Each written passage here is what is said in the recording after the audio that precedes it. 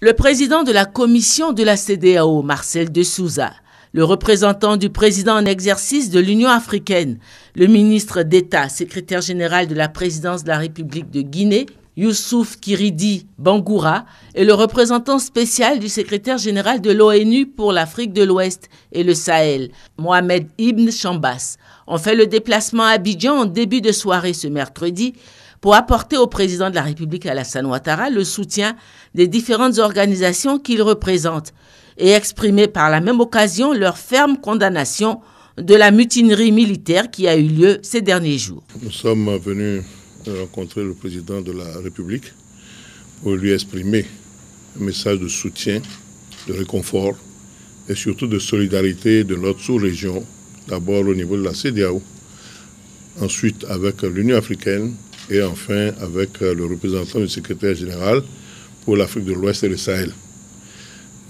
Les événements qui ont conduit à la mutinerie, nous avons lancé un appel pour que ces événements ne se reproduisent plus. Parce que la Côte d'Ivoire, pour nous, c'est d'abord une sorte de havre de paix. Et la Côte d'Ivoire, c'est pour nous un modèle.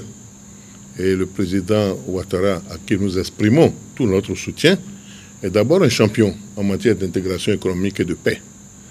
Alors, nous avions souhaité que ces revendications, même si elles sont des revendications pertinentes, nous avons souhaité que ça soit la voie de dialogue et que toutes les procédures de dialogue soient épuisées avant qu'on ne fasse appel à la violence. Et il nous a expliqué qu'il y a eu quelques incompréhensions, mais que nous avons trouvé des solutions. Et vous avez bien vu, nous sommes retournés à une situation comme si de rien n'était. Et donc la paix est revenue. Et nous l'avons félicité. Félicité le gouvernement, félicité le président Ouattara pour sa sagesse et son amour du dialogue. Nous avons félicité tout le peuple ivoirien qui a subi cette période. Parce qu'une mutinerie, c'est quand même quelque chose qui choque et qui choque l'ensemble de la population. Et donc les solutions ont été approuvées, les solutions ont été trouvées. Et donc on ne peut que remercier cette sagesse qui a permis de retrouver une bonne ambiance de travail afin qu'on puisse travailler pour le développement et la lutte contre la pauvreté. Mais vous savez très bien qu'à la base de tous ces problèmes, il y avait le prix du cacao.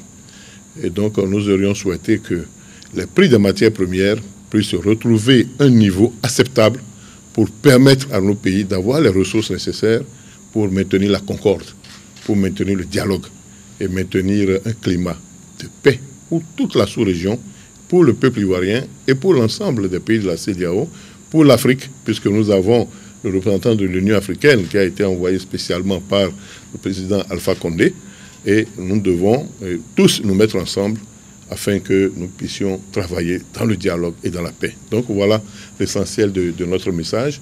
Et donc nous prions les mutins, les soldats qui sont retournés en caserne, qu'ils restent longtemps dans leur caserne et que lorsqu'il y a des problèmes, qu'on puisse épuiser les voies de dialogue avant de faire appel à la violence.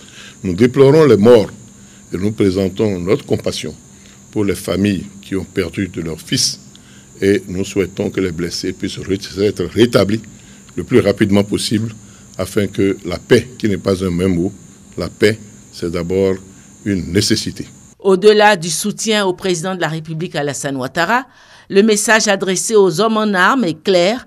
Les coups d'État militaires et autres ingérences dans la vie politique et économique des États ne sont plus tolérés par la communauté des nations représentée par la CEDEAO au niveau de l'Afrique de l'Ouest, l'Union africaine au niveau de l'ensemble de l'Afrique et l'ONU au plan international.